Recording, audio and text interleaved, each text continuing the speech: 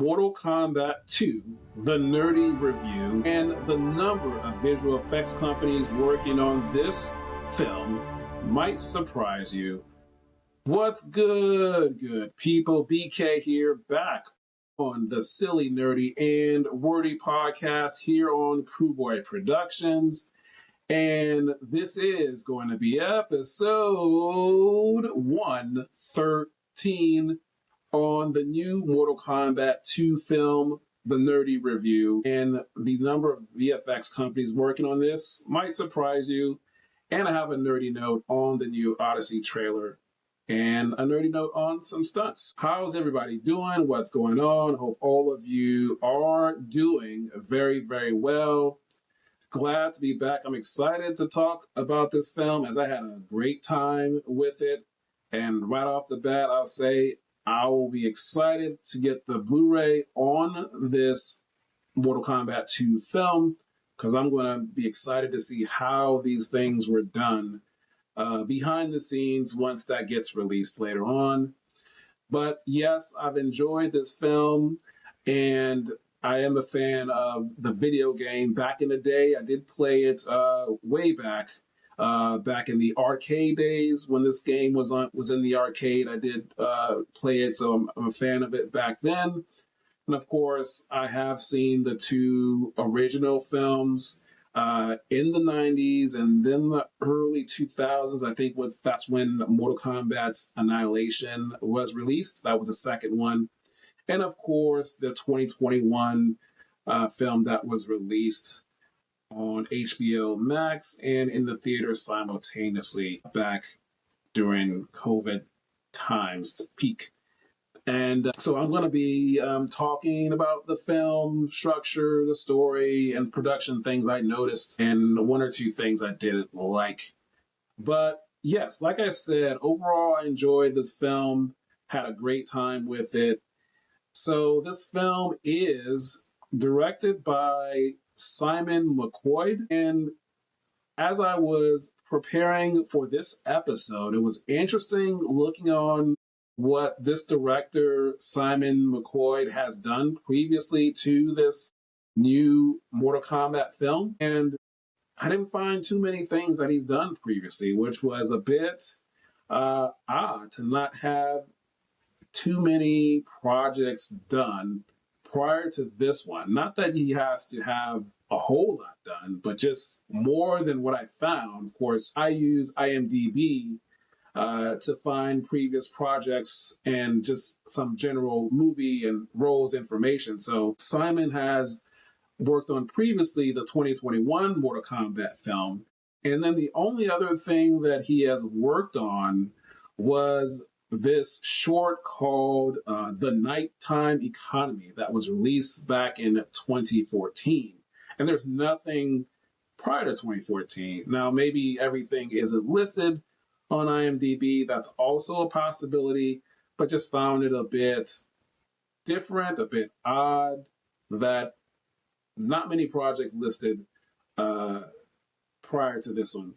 But, that's okay. And then we move on to the cast. The cast includes Adeline Rudolph, who plays Kitana, the adult Kitana, Karl Urban, Martin Ford, Josh Lawson, Hiroki Sanada, which he is also a main character in the great show, FX show, Hulu show Shogun, which is in production right now, which wasn't really sure we were going to get a season 2. But the writers figured it out.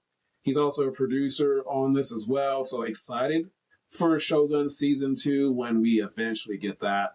And then Tati Gabriella, she played Jade, and Louis Tan, who played Cole in this film, and the first one, the 2021 film.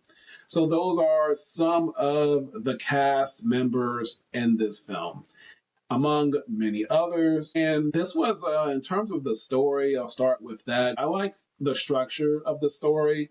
I like how this film started opening up in the past. And particularly, I like the character arcs of Kitana and Johnny Cage. And also, I like both of their performances, by the way. So those two actors, Adeline Rudolph and Karl Urban, for me, those were the two standout performances. They had my attention throughout the whole film. Once Adeline came in as an adult in the film, of course, there was a young Kitana starting out in this film as well. And I just like what they did in terms of the arc, starting with Kitana, her having to see that happen and have her mother just be deteriorated and be that, and then her father die in front of her. But then ultimately, this is a spoiler alert, a spoiler review, but her father died in front of her and her playing the ultimate long game, switching sides. So I like of the arc, and she was doing that in secret meeting with Raiden, playing, being a double agent. And then also talking about Karl Urban's character, Johnny Cage, the structure of his story, the arc of his story.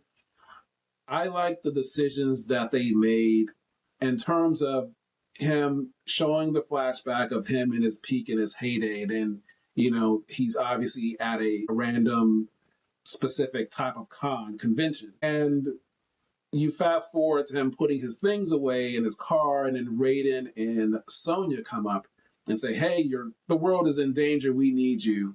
And he say, no, I don't want to do it. And then eventually he goes into the portal. But then he says he wants to leave, and he leaves. So for him to be hesitant, initially, and then hesitant again, and then eventually leave, ultimately he has to come back. He's forced to come back because he gets portaled into his fight. He's chosen as he's one of the first two to fight. But in terms of the way the decisions and how his character progressed in terms of not wanting to do it, I just like it. I like the fact that he didn't just agree to go with it. Like at the beginning, he didn't agree to go right away. He took us, the writers took his time building that. And then eventually, slowly, he, progressed and, got his butt kicked here and there. He lost, but then started to fight and it got better and progressed. So when you get to the end of the movie for Johnny Cage's character, when he does his eventual move and does his powers and the move from the video game, you see the use of his power, his aura.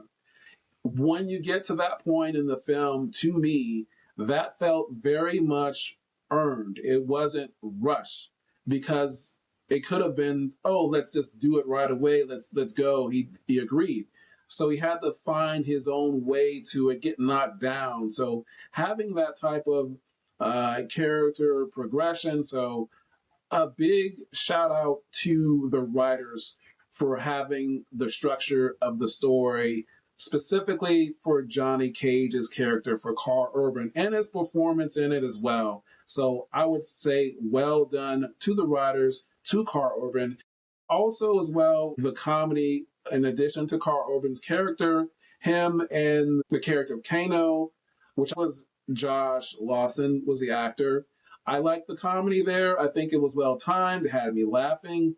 I don't think it took me out of it at all, so I enjoyed it. And also mentioning the one ring to rule them all, having that joke about Lord of the Rings. I thought that was nice, a nice touch. And I also thought it was fitting because New Line is a producer of this Mortal Kombat 2 film. And of course, it's distributed by Warner Brothers. It is a Warner Brothers film, Lord of the Rings. And so mentioning that is kind of synchronization with this film. I thought that was a nice touch, but the comedy to go along with Karl Urban's performance, really enjoyed it. And also going back to another standout, which is Adeline Rudolph, Kitana's character, her arc, playing the long game, her getting that necklace from her father that was given to him by Raiden, and then doing the portal back and forth, playing the double sides, and then ultimately changing sides. I enjoyed her arc, the decisions they made with her story, and then, of course, the fighting. And then one thing about her performance that I really liked when she was fighting Shao Kahn, and at one point it looked like she was going to die as she was being gripped and choked, and she had a flashback of her father, and then she ultimately, opened her eyes. But the emotion she was showing there in that moment as the camera zoomed in, I really like what was done with those decisions and the performance of Adeline as well. So well done. I enjoyed that particular moment as well as the fighting with that. And then also the fights were amazing. I enjoyed them. I liked the dynamics of the fighting in terms of not just having the two just fight and be done with it, but making the environments of the fights interesting, especially having obstacles, having things that are going against the fighters that they have to deal with in addition to fighting their opponents. I really enjoyed that, having those things, making it just more dynamic, making the fighting a bit more different. So that was enjoyable to me as well. And then I'll just skip to the end. The movie ends saying, hey, we want to go resurrect or find our friends. So Warner Brothers left the door open to do another film, which will be the fifth overall in this franchise. However, it depends on how this film does box office wise. Of course, performance, will it make its money back and do well? But also, the film ends with Kitana being the queen of the Outrealm, of her realm. And it seems like, at least how this movie went, doesn't want to take over Earthrealm. So, on one hand, it depends on how this film does box office wise, but in order for them to do another film, this franchise is called Mortal Kombat. So, there has to be fighting. So that's something for the writers to come up with. And of course, there are many other villains, bad guys in the Mortal Kombat universe, but just developing that, how that story is going to go. Should they make another Mortal Kombat film? I guess my thing is, what is going to be the conflict of how this film is going to be structured around in terms of if they make another Mortal Kombat film? So that would be my question, in addition to it performing well in the box office. Okay, so I talked about those standout performances and some story structure. And the thing I mentioned at the top of this episode was the visual effects and how you might be surprised that it's the number of companies that worked on this. And it's not the typical company, at least the ones that are most familiar, people are most familiar with, that are famous. If you're in the movie space or you pay attention, or if you're a little bit of a nerd like myself, you are familiar with, or at least you heard of ILM, which is Industrial Light Magic. They are the ones that are behind Star Wars and many other things. It's the company that George Lucas started. And it is also Weta FX, which is the visual effects company, special effects they started doing a lot of the things for Lord of the Rings and Hobbit, and they're going on to do other things. Those are the two, at least in my opinion, that are most widely known. However, none of those companies did not, at least from what I've seen, they did not work on this Mortal Kombat 2 film. As a matter of fact, there were a total of 6 different companies that contributed to the visual effects for this Mortal Kombat 2 film, this 2026 film. So those 6 companies are Denning, which is DNENG, and then Rising Sun Pictures, Frame Store, Future Associate, Studio Blackbird, and Slate VFX. Those are the 6 visual effects companies that contributed to the visual effects in this Mortal Kombat 2 2026 film. So again, it was not ILM and it was not Weta FX, which I thought it was going to be. But of course, there are more than 2 visual effects companies out there. At least those are the 2 most widely known, in my opinion. But you can correct me if I'm wrong in the comments. Let me know if you know about these companies I just mentioned or other visual effects companies. So drop your thoughts in the comments as well. And getting back to, I guess, story-wise, the fights, like I said, they were amazing. The environments were dynamic. My favorite fight in this was the fight between Liu Kang and the resurrected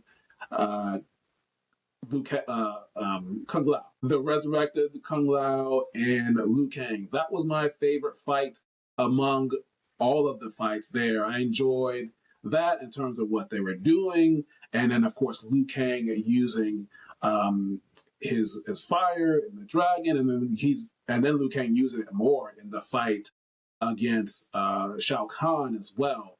But I also saw something online in terms of the actor that plays Kung Lao. He was doing a lot of training with a cardboard hat that looked like the hat that Kung Lao uses. There was, I think it was on Twitter, but doing that training with it before doing it, of course, replacing the hat with visual effects. But that was cool to see that. But I enjoyed that particular fight the most with that. I'm going to talk about the stunt coordinator and fight choreographer or fight coordinator a little bit more in detail, so stay tuned for that a little bit later. One thing I do want to say is something that was a little bit disappointing for me. Unfortunately, it's just a small thing, and that was the theme, a little bit of the music. And one end, they didn't. I wish they would have used the Mortal Kombat theme a little bit more throughout the film, at least in the fight scenes, as it seemed like they only used the theme in the marketing, in the trailers, and then obviously at the end of the movie as the initial credits are rolling with the graphics. But I just wish they would have used it more in the film. But however, the score of this film and the music of this film, outside of that, I enjoyed it. I thought it was kept the film going throughout the entire movie, even in those conversations with characters one-on-one. I feel like it kind of kept the movie going, kept the pace going. So I definitely enjoyed how the score was going with that. And then speaking of the pacing, it was just constantly moving, constantly going. I don't feel like there was any slow moments, even though those moments might have felt slow in those conversations that were happening, but definitely enjoyed it. In terms of the pacing, even the conversation with Johnny Cage and the fan, I didn't think that was as slow either. So I definitely enjoyed that. As I move towards talking about stunts, definitely want to give a big shout out, round of applause to all of the stunt performers, the stunt doubles, for all of the different actors. This type of movie is where the stunts are very important, and those roles are very important in terms of people filling in or doing a portion of the stunts for the actors. I'm sure some of the actors did a chunk of the performance as well. But then the stunt performers are very important roles in this, particularly when they're doing previs before they get to filming. Previs is the pre-visualization of them filming and choreographing how they want to do it before they get to camera. And of course, practicing and training the actors before they get to set, weeks or months prior to filming. And so now I want to get to talking about stunts. And I want to talk about two roles and, of course, the two people that were in these roles for this Mortal Kombat 2 film. And I'm talking about first the two roles I'm talking about is the stunt coordinator and the fight coordinator. So what is the difference between these two roles? Let's start with the stunt coordinator. The stunt coordinator pretty much oversees the entire stunt department, the overall safety, logistics, the physical action. So the stunt coordinator, they are the ones that are hiring the stunt performers, the stunt doubles in the different disciplines. They're the ones that are hiring these different companies to come in and do the stunts for these movies, for this particular Mortal Kombat 2 movies. And one would say it's very highly likely that the stunt coordinator is most likely a former stunt performer, a former stunt double. They've gone through the ranks and they've developed these relationships, and then they're able to lean on those relationships once they get into the coordinating role, because they're not the ones on the ground doing the fight coordination, choreographing it physically. Maybe sometimes they'll want to get in there once in a while, but they've done that in their past. Most likely, Not all the time, but again, that's just my opinion. But again, the stunt coordinator oversees everything. The fight coordinator, what does the fight coordinator do? The fight coordinator is the one that is actually designing the fights. They're one choreographing the fights and the different styles and the different weapons that they're using and the specific style and the techniques. So they're the ones, think of them as the dance choreographer. There's the one that they're planning and selecting the dance and showing them how to do the dance, showing them how to do the fights. Those are the two roles. So then, who are the people in these roles on this Mortal Kombat 2 film? And the stunt coordinator for this Mortal Kombat 2 film, his name is Jade Amity. And his previous projects include the 2021 Mortal Kombat film. He was in the Stunts department. He also worked on the 2021 Aquaman film in the stunt department as well. And the 2019 Shazam film, he worked on that as well in the stunt department, and worked on the 2021 Shang-Chi and the Legend of the Ten Rings. He was a stunt rigger on that film. So 2021 was a busy year for Jade back then, as he worked on all three of those films during that time. So those are his previous projects. And then the fight coordinator, who was the fight coordinator on this Mortal Kombat 2 film, his name is Melee Kim, and his previous projects are a little bit similar to Jade as well. He also worked on Shang-Chi and the Legend of the Ten Rings from Marvel. He was also in the stunt department. He also worked on the current series, Man on Fire, the current 2026 series that is on right now. They just premiered a few days ago. At the time of this recording, he was a fight coordinator on this show. He did the fight coordination on Man on Fire for episode 1, episode 2, and episode 7. So that show, again, it's currently on Netflix, but he did the fight coordination for episode 1, 2, and 7. And then he also worked on the May 2025 Shadow Force film that starred Kerry Washington and Omar Sy. I actually did see that film. I did a review on it. I'll link it in the description. It's episode 63 for me. I did a full review and one Bad Boys short thing in there, so check it out. And then he also worked on the 2023 Mortal Kombat 1 video game and stunts. And most likely he did some of the motion capture for that video game. That is available on current gen on PS5, PlayStation 5, Xbox Series X and S, Nintendo Switch, and PC. So he worked on that video game as well. So I just wanted to highlight the fights, the stunts, in terms of the stunt coordinator and the fight coordinator for this particular movie, Mortal Kombat 2. I know that these are very important roles for a movie like this. They're important on all types of films, but this, in terms of the hand-to-hand combat and some of the weapons and the style and techniques, of course, stunt coordination can be adapted. Sometimes it requires a different skill set. Of course, there's wire work involved and harnesses involved as well. I just wanted to highlight those two roles. I think it's very important and give props to them, because without them, this movie doesn't get made, along with many other people. And the other thing I wanted to get to was my nerdy note about the Odyssey trailer. I wanted to talk about this, and the recent full trailer just released a couple of days ago upon me recording this. So consider this my late trailer reaction discussion. And this is a movie that I'm super duper excited about, from Christopher Nolan, the director. I can't wait to see this.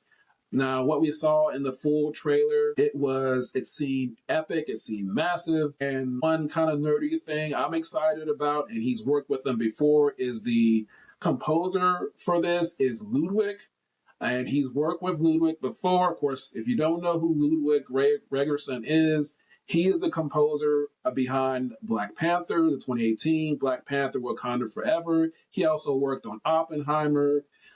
He's worked with Star Wars, with Disney. He's done the Mandalorian theme. He's the one that did the Mandalorian theme. That's him. He's also the one behind that. He's worked on a lot of different things. Him and Ryan Coogler are buddies, college roommates. I have a whole episode on Ludwig, actually. So you can check that out. I'll link that in the description. He also worked on Sinners as well. I have a whole episode on him and his wife working on Sinners. I'll link that Sinners playlist in the description as well. But I'm excited for this Odyssey film. The cast in this, I know everyone has talked about it. I haven't had my chance to talk about it, but I'm very excited. The cast includes a lot of people that Christopher Nolan has worked with before. There's people that he hasn't worked with yet. We saw Matt Damon in the trailer. We saw Anne Hathaway in the trailer. We saw Tom Holland in the trailer. We saw Charlize Theron, Corey Hawkins, Robert Pattinson, John Berthal, Elliot Page, who we didn't see in the trailer. We didn't see Zendaya. We didn't see Lupita Nyong'o. John Leguizamo is in here as well. James Raymore, Samantha Morton, Mia Goth. And the story, it seems like, is just a man trying to get home to his family, but he has to combat, getting over to the seas and dealing with these gods and monsters and people coming at his family. And it just seems like an epic film. The story seems good. I think we're going to get a lot of good emotional performances from a lot of different actors, and I'm just excited to see how this is going to be. I know I'll be seeing it. I know I'm going to get the Blu-ray already before I've even seen anything, so I'm just super excited about it. The cinematography looks good there. I know the music is going to be good because Ludwig is on it. So I'm super excited to see this film. It comes out later this year, the summer. The release date is July 17th, 2026. So excited for that. Of course, people can see it on the Thursday, July 16th. That's the earliest, but super duper excited about the Odyssey trailer. So that is it on the Odyssey trailer. In terms of this Mortal Kombat 2 film, like I said, I enjoyed it. Not too many things I didn't like about it besides them not using the Mortal Kombat theme in this film or more often. I don't think I heard it too much, so I wish it would have been used more, but that is probably my only nitpick about this film. And it was under 2 hours, I believe. And it felt like it just kept moving along from start to finish. We got to hear the Get Over Here by Scorpion. So that was always nice to hear. That's all I'm going to have on this Mortal Kombat 2 review. What did you think about the movie? Are you going to see the movie? And if so, did you like it? Did you not like it? Let me know in the comments. Did you play the video games back in the day in the arcade, or at least recently on console? Are you a fan of it? Did you see the original movies or the recent movie? Let me know in the comments. Of course, if you like these type of breakdowns on films, subscribe to the channel here on Boy Productions as I talk about films releasing in the theaters. I do streaming movies as well, Broadway shows live and in person as I see them, and some TV things as well, coverage. So I talk about the film, the story type of things, as well as production and behind the scenes and roles that involve in the making of the film and the review of the film. So that's kind of where I come from it. So if you like those type of things, subscribe to the channel here on Boy Productions. You can also follow the podcast, the Silly, Nerdy, and Wordy podcast, wherever you get your podcasts. On Spotify, Apple Podcasts, iHeartRadio, Podcast Addict, Amazon Music. Just search for the Silly, Nerdy, and Wordy podcast. Hit the follow button. It's free. That's all you got to do. Hit the subscribe button. I'm also on TikTok at Nerdy Podcaster 124 as I take the shorts and standalone videos and put them on TikTok as well. So you can follow me there also. And that is all I have for you today. I hope all of you have great vibes for the rest of your day. And until next time, we will talk soon. Hello there. You stayed to the end. Thank you so much for watching and listening. If you like these type of nerdy breakdowns in movies and live Broadway, TV coverage, and industry insights, hit the subscribe button here on YouTube and subscribe to the Silly, Nerdy, and Wordy podcasts wherever you get your podcasts. Just hit the subscribe button. And you can also follow me on TikTok at Nerdy Podcaster 124. Just hit the follow button. It's free. And again, thank you so much for watching and listening. And I'll see you in the next one.